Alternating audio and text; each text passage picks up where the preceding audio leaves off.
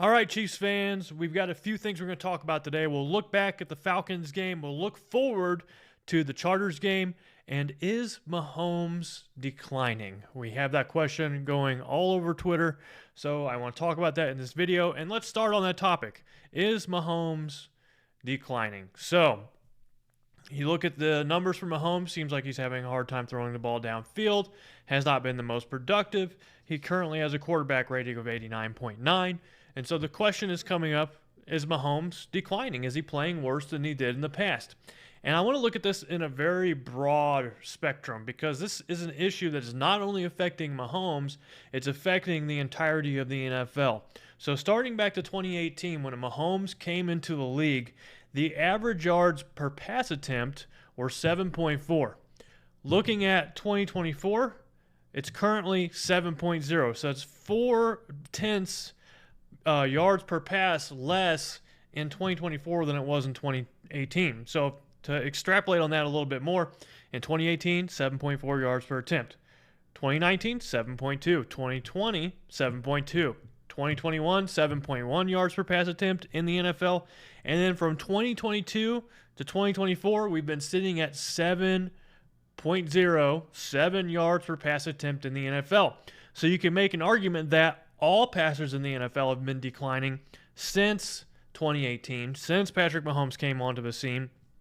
And this is translated into about 35 yards less per passing game, or 35 yards less per game passing for NFL offenses. So back in 2018, NFL offenses were averaging 238 yards per game, whereas in 2024, NFL teams are averaging 202 yards per game.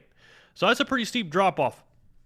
But looking at 2022, 2023, and 2024, in 2022, the average passing yards per game in the NFL were about 218, 2023 about 219, and 2024 about 202. So that means the NFL offenses, while being as effective as they have been the past two seasons, they are making an active choice to throw the ball less and run the ball more. And why is that? It's because the NFL defensively has shifted to a predominantly too high safety look on defense. So what does this do to opposing offenses? They say, okay, well, if you want to play two safeties that deep, then fine, we'll run the ball. And this is why I think that the NFL at this point in time is making a shift.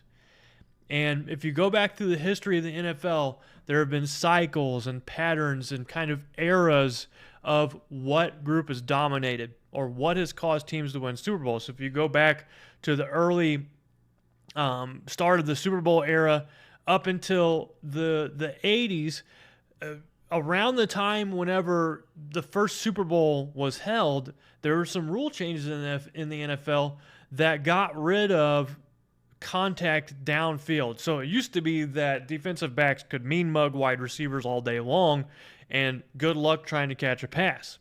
They got rid of that and made it so that there was an illegal contact penalty, and because of that, the NFL passing game was allowed to flourish.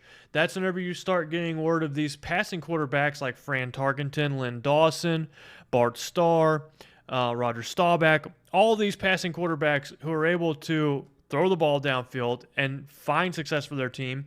And at that point forward, all throughout the history of the NFL, all teams that have won a Super Bowl, or at least the majority of them, have had a very good quarterback.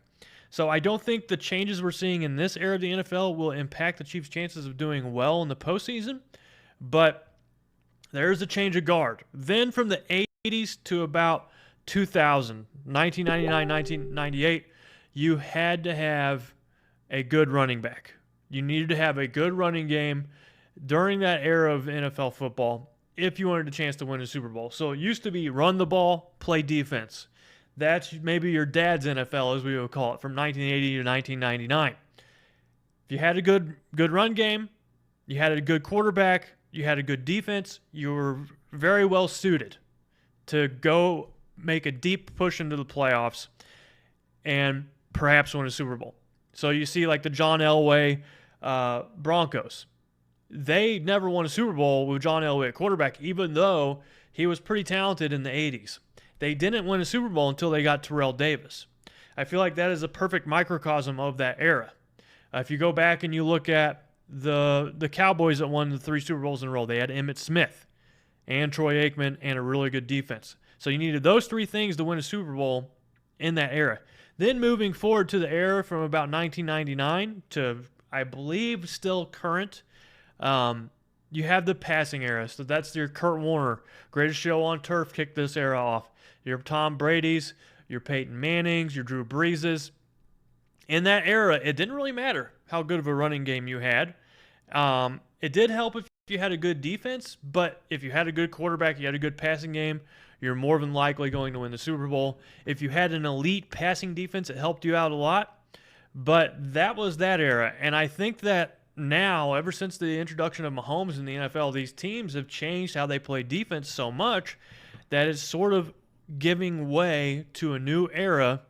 And I'm not quite sold on what this era is, but it seems to me like it's going to be a power rushing era where you need to have the ability to run the ball inside the tackles, because if you have 2 deep safeties, that's the vulnerability that's exposed to the inside rushing.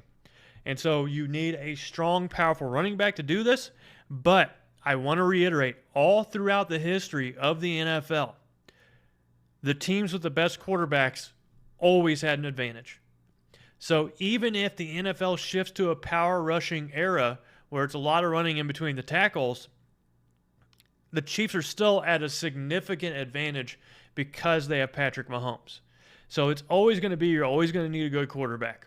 But now it might be you need a good quarterback, you need a good power rusher, and who knows what you need defensively. Apparently you need to play 2 high safety pretty well and be able to stop the run. And sure enough, as this season is progressing, the Chiefs have done a fantastic job stopping the rush. Bijan Robinson, moving on to the Falcons, you talk about them. Bijan Robinson was tearing up the NFL for about 5 yards a carry. The Chiefs held him to, I believe, 31 yards on 19 rush attempts. And the Chiefs' defense run stuffing has been unbelievable. So if we're talking about this new era, so far this year, the Chiefs have played extraordinary run defense, and Steve Spagnuolo has always seemed to be a little bit ahead of the curve. So he's still playing too high a lot of the time, but he's also working on stopping the run.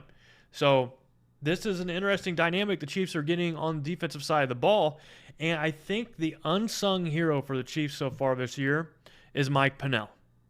He doesn't get a lot of talk, but the reason the Chiefs' run defense has been playing well is partly because of him. He's been getting such good push at the line of scrimmage. He's been doing a good job eating up blocks, doing a number of things, filling gaps, and he has been a really bright spot for this Chiefs defense, in addition to the player of the game versus the Falcons, Nick Bolton. So Nick Bolton made that awesome tackle on 4th down, and right now the Chiefs are forming their identity, and it appears their identity is we're going to do what we can with Mahomes. Mahomes is going to make a handful of plays throughout the game that we really need. We're going to focus on rushing between the tackles, using our 3 guards on the offensive side of the ball to dominate the opponent's defensive line. And we're going to use Isaiah Pacheco when he gets back, or Carson Steele, to run the ball in between the tackles with physicality and grind you out and punish you for playing 2 deep safety. On defense, they're a team that's going to be focusing on stopping the run and then also doing enough things in coverage, mixing things up the way Spagnuolo does to confuse the opponent's quarterback when he does drop back to pass. So that's the Chiefs' identity right now, and I'm really enjoying this version of the Chiefs unfolding because I feel like they have a good shot to do great things this season because they have good personnel to fill these roles, to play this style of football that they want to play. So it was a great win versus the Falcons. If you're wondering where I stand on the pass interference call that wasn't called at the end of the game, I'm going to say yeah.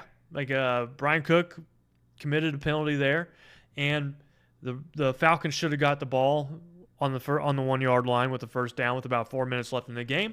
And if the Falcons score the touchdown there and they get a 2-point conversion, then they go up 3. The Chiefs would get the ball back with around 3 minutes left. And so a lot of people are saying, well, the Falcons were robbed this game because that penalty wasn't called. Well, they were robbed the chance to potentially win the game, but they weren't robbed the game. We all all have seen Patrick Mahomes conduct a game-winning drive in a fourth quarter so many times that we're almost desensitized to it. So who's to say, even if that call wasn't made, or even if that call was made, that Mahomes wouldn't have just driven down the field and the Chiefs would have scored a touchdown and won the game, or they would have won in overtime. So it would have given the Falcons a chance. All in all, though, I thought the Chiefs played well in that game. They did what I thought they would do versus the Falcons. I said the goal for the Chiefs defense in that game should have been to hold the Falcons at about 16 points. The Falcons scored 17 points, so I was close. Looking forward to a Chargers matchup, though. I am a little unsure where to go with this one because I do not know the status of Justin Herbert's ankle or his foot. My thought is he could potentially miss the game versus the Chiefs. They haven't set in stone to say whether or not he would be playing. And that would mean Tyler Heinicke would be starting for the Chargers. And I have a lot of respect for Tyler Heinicke, and I also believe the Chiefs are going to respect him as an opponent. He is scrappy. He can win a football game. I do think he has the ability to beat the Chiefs if he plays a great game. So the Chiefs are not going to be taking him lightly if he's the quarterback. But what is Jim Harbaugh doing with the Chargers? It's exactly what we thought he would do. He is coaching sound. He is running the ball a lot. The Chiefs' run defense this year has been really good. They were able to stop Bijan Robinson. They were able to stop Derrick Henry. The Bengals didn't have much of a rushing offense, so it wasn't like that was a primary focus for them in that game, but they still did a good job holding the Bengals' rushing attack at bay. So the Chiefs in this game, their focus is going to be on stopping J.K. Dobbins. If they can stop J.K. Dobbins like they did Bijan Robinson, then they're going to win this game handily, and I believe that that's going to be the focus for this game. Stop the Chargers' rushing attack, and the Chiefs will win this game. If they do not, then it could be a long day for Kansas City. And my money is on the Chiefs being able to do this because I believe that they have the dudes to stop the run, stop the rushing attack for the Chargers. In addition to that, the Chargers have a lot of injuries, particularly at the tackle position. I believe both their starting tackles will be out for this game. And so that really puts the pressure on the Chargers to run the ball between the tackles.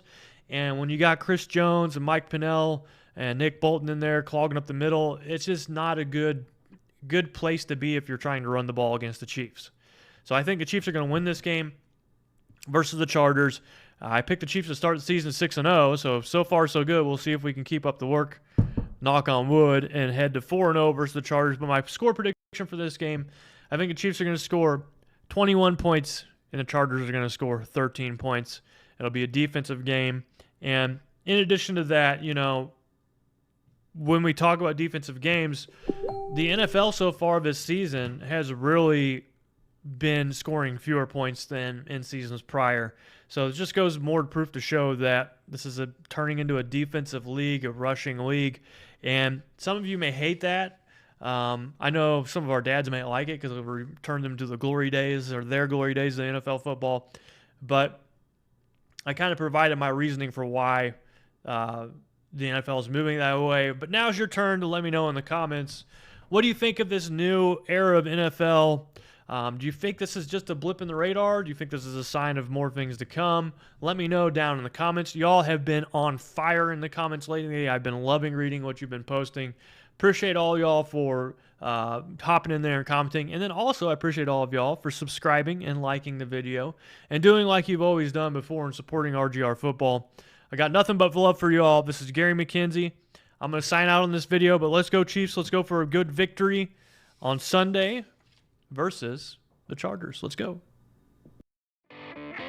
Thanks for watching this video from the team at RGR Football.